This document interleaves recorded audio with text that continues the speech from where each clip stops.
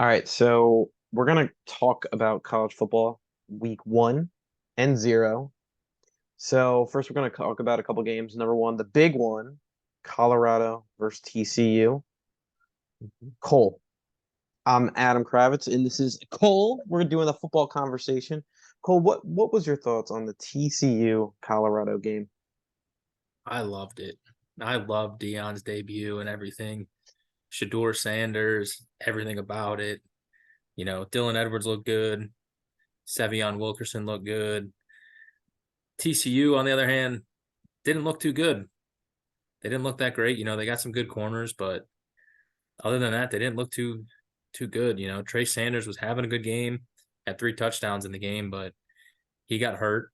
Thankfully, I believe he came back into the game. Their other running back, Amani Bailey, had 164 yards rushing. But Chandler Morris just couldn't get it done at quarterback for them. You know what's interesting about that game though? Because what was it, 45-42, right? Yep, 45-42. So it's interesting because, in my opinion, the game came down to that one fourth down play call where it was the pass out the backfield to the running back for Colorado. Dylan, what's his last name? Edwards, Dylan Edwards. Edwards, yeah. The guy that, and when he was in Pee Wee football, Coach Prime was his coach in Pee Wee football. I found it interesting because the entire conversation for everything would have shifted if that play never happened. And instead of the, oh, I think Colorado is more than what we thought, now people are, oh, they could win 8 games, they could win 9 games. But I think the Colorado is a great discussion because it just proves there is talent that he recruited over there. I think it's hard to say that the offense and defensive lines are going to be good enough.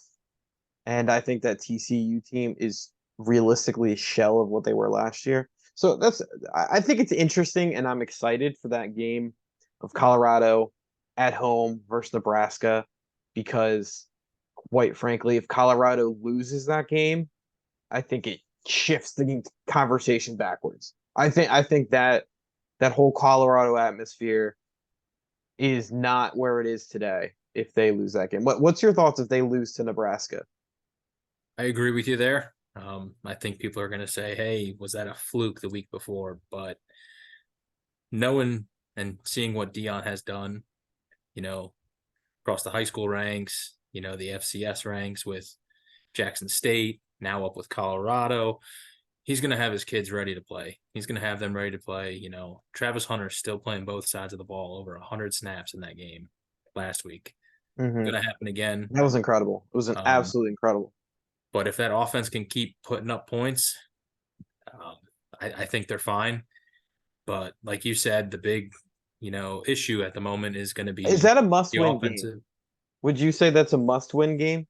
Because I feel like the way they're talking and put themselves on the map, and it's not we coming, it's we here, and you're at home, and you had this big win, and Nebraska is, let's just be realistic. Nebraska hasn't been good in 10 years, 20 years.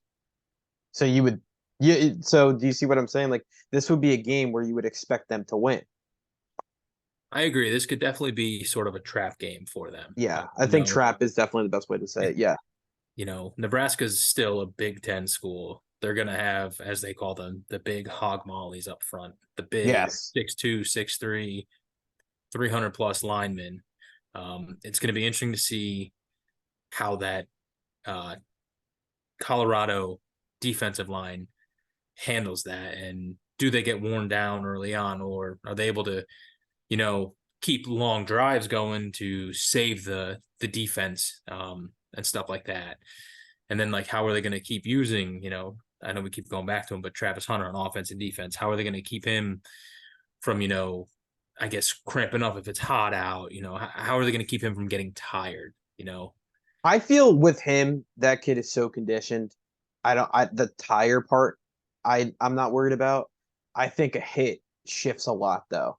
If he takes, I mean, he plays receiver, and Mhm. receivers can take some of the most crazy shots, and especially when um, it seems the use of him is more of the deep ball because no one's covering that kid. He's a freak show.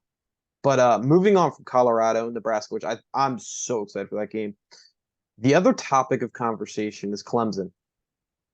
and them losing to Duke was very interesting. I think it's good for college football to see Duke is a good football team, but the Clemson team looks like they're in identity crisis. I think they'll be fine in the end, and I think they have to understand they don't have the receivers, and in today's game, you need receivers, but they have good running backs. And if, in my opinion, if they stuck to the run combo of the two running backs they have, Will Shipley and Bo Maffa, if they stick to that and be a run first team, I think with that defense they have, I think they'll be fine. And I think they'll roll right into that. I believe it's week 4 against Florida State. And I think that could shift the entire conversation everyone says now about how Clemson's done. But that was an embarrassing loss at Duke. What's your thoughts on it? Agree again. It was a little bit of an embarrassing loss. Hey, hats off to Duke. Duke played their fucking hearts out. They played a hell of a game. Cade Klubnik didn't really throw the ball too well, like you said. The receivers weren't really there. But Mhm. also, you got to think, as good as that defense can be, they did give up 28 points, which I know is not a lot in the college football world and isn't a lot realistically, but makes you a little nervous because if a Duke team's putting up 28, what does a team like Florida State put up after they Yeah. just, manhandled LSU? Well, we'll talk about Florida State next because I think that's an extremely exciting team to talk about. But before we get back into them, I will say though, is the timely turnovers of that Clemson game and the long returns kind of led it to the dysfunction towards the end. So I don't know if that's a true reflection of that defense. I do think that, but I completely see what you're saying. Is in reality they shouldn't be given at that points. And that quarterback Riley Leonard, I believe, Mm-hmm. for Duke, he to me he came off a little disappointing. And not to go into a different game, but Spencer Rattler didn't throw a touchdown and was sacked 9 times. And he came across, according to information, more impressive as an NFL player because he only missed nine passes and was playing tough, even though his offensive line didn't exist when they played North Carolina. But I agree with you. I think you make a great point about that. But switching gears to go off of what you're talking about, the Florida State LSU game. That game was an eye opener for college football. I think what was interesting to me is for I would say the past 8 to 10 years, it was SEC football versus everybody. That was the conversation. And the reality is it's Georgia and Alabama, then everybody else. That's the truth. It's not SEC football. And LSU got dominated. And the great part is Florida State might have the most talented roster in college football, but because they're Florida State and they're not Georgia and they're not Alabama, people or Ohio State, Michigan, people are not going to put them in that conversation yet. But you saw those receivers are giants. Their quarterback can easily win it all. Their offense line is great. They have probably one of the top 3 defensive players in the game in Jarrett Verse. They're loaded. They have a rotation. They have good corners. They went insane on the transfer portal. That team's going to be amazing to watch. My only question, that coach has not been consistent in his time there. We'll see how that goes going forward. But what's your thoughts on it? Um, Going back to your point about them being in the transfer portal heavy, we saw the immediate impact of Keon Coleman, the transfer Yes. wide receiver in from Michigan State, had 9 receptions, 122 yards, 3 touchdowns. Him and Jordan Travis look to be on the same page, which is amazing for them. Hopefully they can keep it up. Like you said, that defense was dominant. And I know I just said that Clemson defense gave up 28 points and they didn't look good, but the FSU defense gave up 24 and they looked a lot better than that Clemson defense. And I'm sure if somebody sees this, they'll give us a little bit of flack for me saying that. But I do think Florida State right now probably rises to the top in the Mhm. ACC. I do also think, kind of going back to Clemson a little bit, it could be a little bit of an overreaction. Let them kind of work their way in. And like you said, by week 4, when they play FSU, we could see a completely different team out there. With that being said, too, though, Florida State only stands to get better. Yeah. That defense starting to gel. That offense keeps it going at the pace it's going at. They're going to be a scary team, and I think they could make some moves in the NCAA championship and in the playoff. So I think we got a lot of fun to look forward to out of FSU in the semis. I think you summed up perfectly. Is it's fun, it's enjoyable. I think people really get caught up in college football today. Is oh, who cares? It's not like they're gonna win it all. Even if Florida State doesn't win it all, this team is going to be so much fun to watch and see how they do. That Clemson Florida State game. Both those teams may have no shot in the playoffs, but just enjoying that game and what it's going to showcase the talent, I think is exciting. And I will say on the flip side, LSU is interesting here because I think they took a step back, and I'm going to explain my reasoning. Harold Perkins, the linebacker, didn't play last year against Florida State. And when he did play, well, he played, he was only on special teams. When he became a full-time starter, he was one of the best defense players in college football. People compared him immediately to Micah Parsons. Well deserved. Well, he spends this entire offseason, as opposed to being a pass rusher, being an off-ball linebacker. And in today's college football, an off-ball linebacker is not Ray Lewis doesn't exist anymore. That type of game maker or game breaker does not exist anymore. Then on the other side, Jaden Daniels. I think he's a great quarterback. I think he's fun to watch. The reality is he did not improve his game. I think his game last year was as close to Jalen Hurts as I can think of in college, where his strength was running the ball, his strength was winning games, his strength was leading the team. But he didn't improve his game. He did not become a better quarterback in terms of throwing the ball. He's incredible with the ball in his hands, running, but he was just not decisive. And the game was it was a game at halftime, and it was not a game in the second half. It was complete domination. Agreed. Like you said, Daniels didn't look that great. He did have 346 yards passing, but that was sort of out of probably necessity, trying to get the team back into the game. Did also throw an interception, but I think LSU is going to be a little bit better. I agree. They ran into a bulldozer, I guess you could say, of a team Yeah. in Florida State. It's Probably one like of the best. Oregon last year with Oregon, was it versus Georgia? Mm-hmm. It was just like, and then everyone cut off Oregon and they finished a good year. Agreed. I 100% agree with you there. To quickly go back to two other teams in the ACC, because the ACC was incredible last week. Incredible. And I know people oh, they can be the joke division, Bill Conference. I get it, but I think they're important to watch this year because I'm going to say it again. The SEC is not the SEC we've been talking about for the past 8 to 10 years. There's good teams. Ole Miss is a good team. Auburn's a solid team. Florida's a joke. I think Tennessee is a good team. I don't think they're a great team. But to ACC, I think this game, SEC versus ACC, Texas A&M versus Miami this weekend, is going to be electric. I cannot wait to see. Miami had so many talented recruits in the past 2 years. Now this is Mario Cristobal's second year. He's gotten rid of the last coach's squad. He has his own. He has an absolute stud right tackle, the 5-star recruit.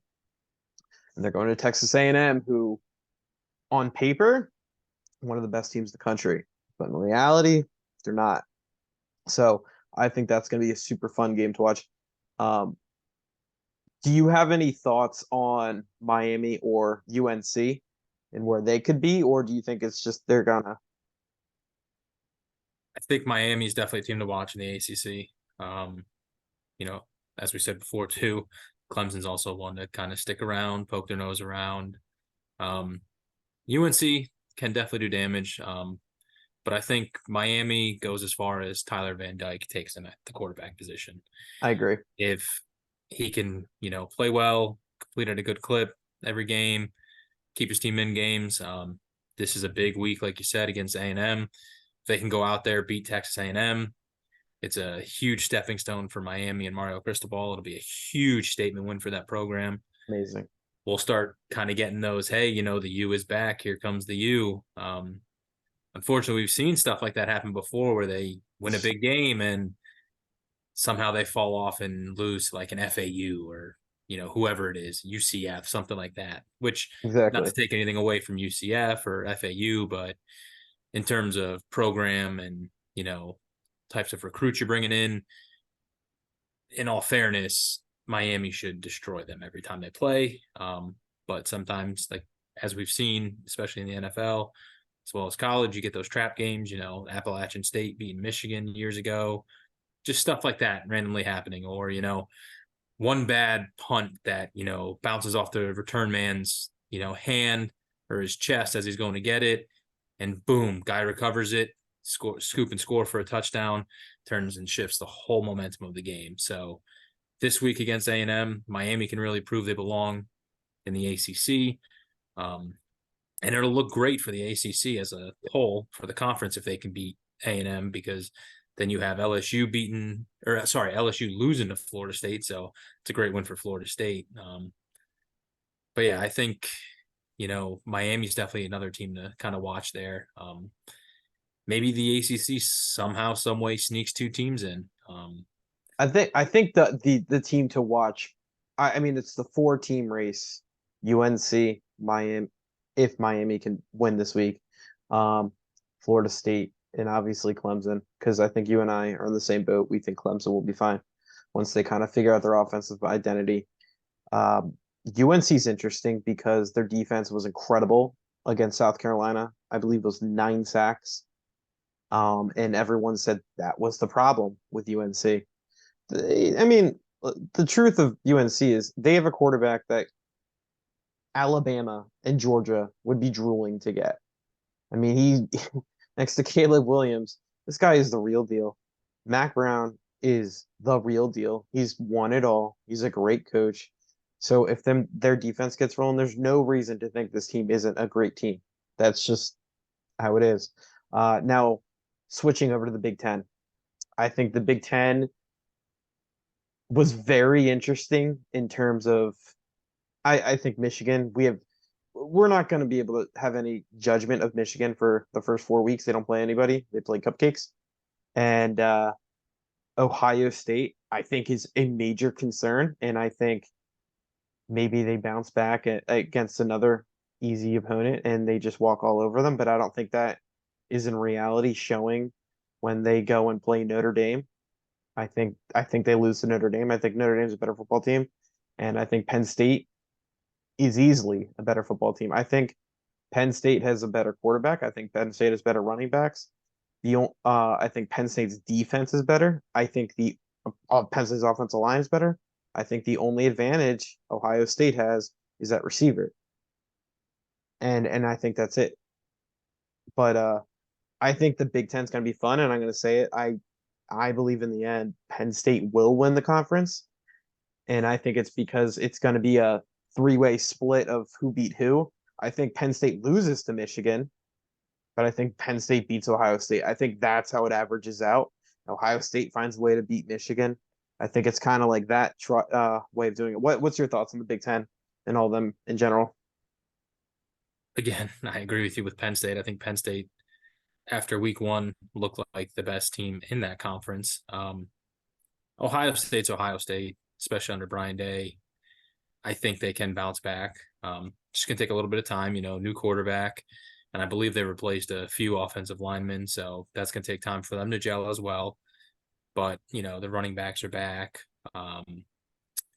Michigan, like you said, we can't really judge just yet. Plus, they're without Harbaugh these first 4 games. That's the self-imposed suspension for what I think was just he shouldn't have been suspended. And this is coming from a Penn State fan, but he should not have been suspended. It was The a NCAA is a joke. It's a joke. stupid recruiting violation. But from everything they've said, he bought a kid a cheeseburger. If that's truly what happened, the NCAA is a joke. Yep. Get off of that. The Big Ten is going to be interesting. You still got teams like Wisconsin there. They can also do some damage. But I think Ohio State can get back on track. Like you said, when they play Notre Dame, that's going to be a good game. Michigan, Ohio State's always a good game. Michigan, Penn State. But as of right now, after the way Allaire played, and then you got the running backs. You got Nick Singleton, Oof, Katron Allen, studs. just doing damage. You got Keandre Lambert Smith, receiving stuff like that. They spread the ball out very well last game, and I look forward to them picking it up against Delaware this week. As bad as this is going to sound, that should be a cupcake game, and they should win that game very I will easily. I will say, to piggyback off of what you're saying with them, is they played the best team out of what Ohio State and Michigan played. So West Virginia, yeah, they got beat by Penn State in Penn State, but that West Virginia team was not garbage. They're not a garbage team. And Ohio State was playing against a clown show in Indiana at the quarterback position. And I believe, was it East Carolina, I believe, was playing Michigan. Don't remember off the top of my head right now. But it wasn't like a team that's going to be really dominating in general. You brought up Wisconsin, and I think that's very an interesting point because of Luke Fickell, the coach from Cincinnati that went over there. Because they've always been known as a specific brand of football. Wisconsin, they always did the 4-3 defense, and they always had the run heavy offense. And I believe they switched to a 3-3-5 defense and more of a spread offense with this. And I think that's a great team to bring up. Where do you see them falling in that tier? Another thing, kind of to piggyback off you with Luke Fickell, don't forget, he was also at Ohio State as well It's a good before he went to point. Cincinnati. So he's got a little bit of knowledge on Brian Day. Judging off their schedule, these next couple games, Washington State, Georgia Southern, those should be wins. So you're still looking at 3-0. Then Purdue. Rutgers, for what it's worth, they look pretty good. I think Shiano's got them back on track, but that should be another win. And then they get Iowa that following week, the 14th of October. I think that's their real, probably first true test of the season.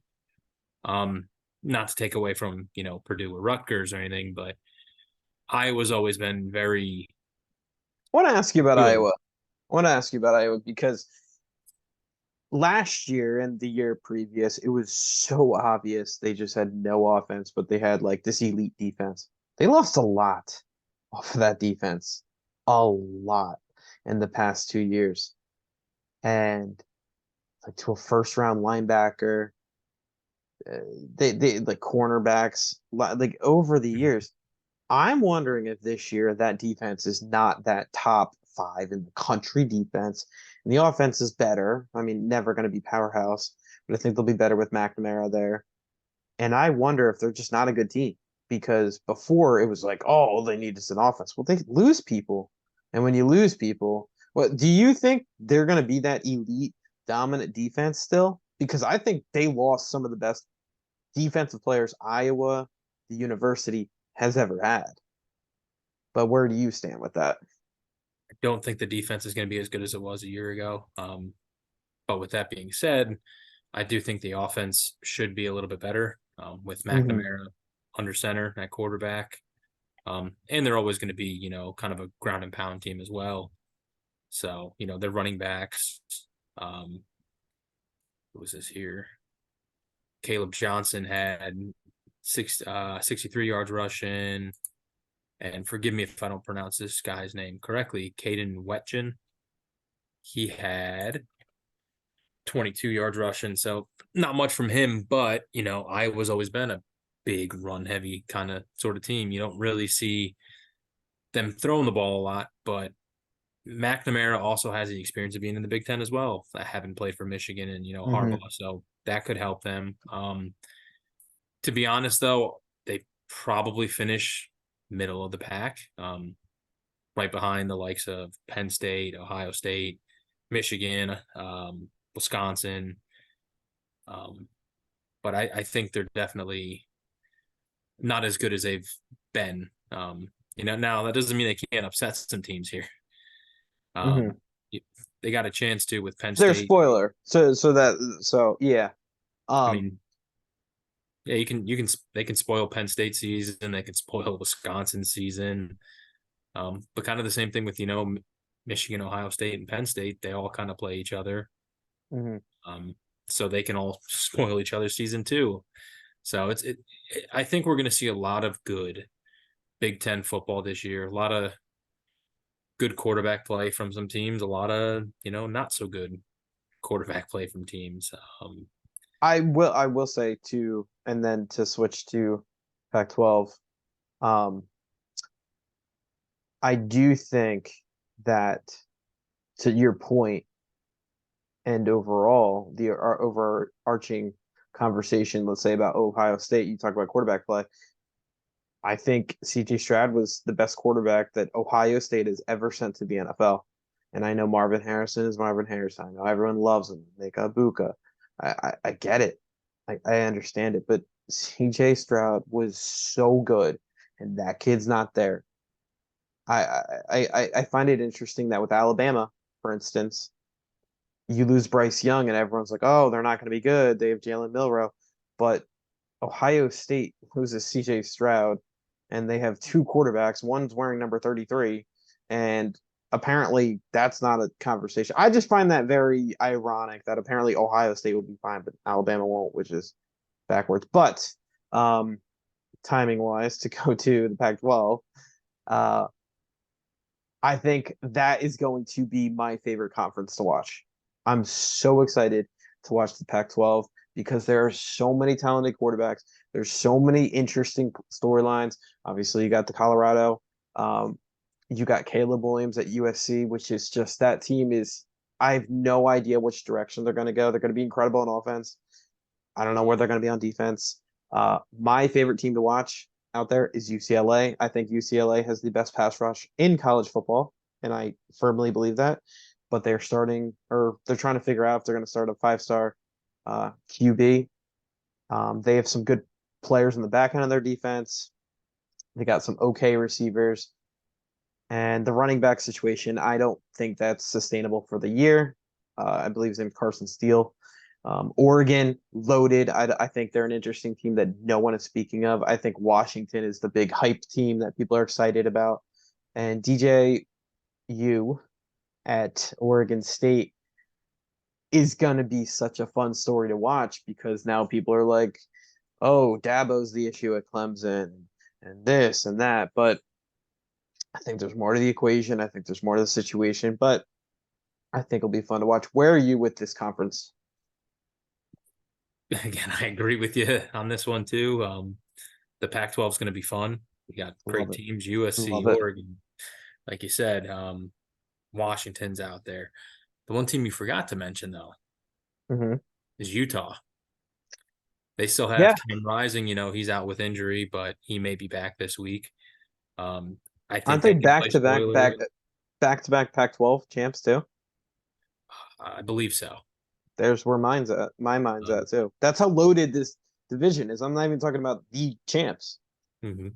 So yeah, I mean, again, you can't ever count out USC with Caleb Williams and Lincoln Riley there. And they're another team that brought in a good amount of transfers as well.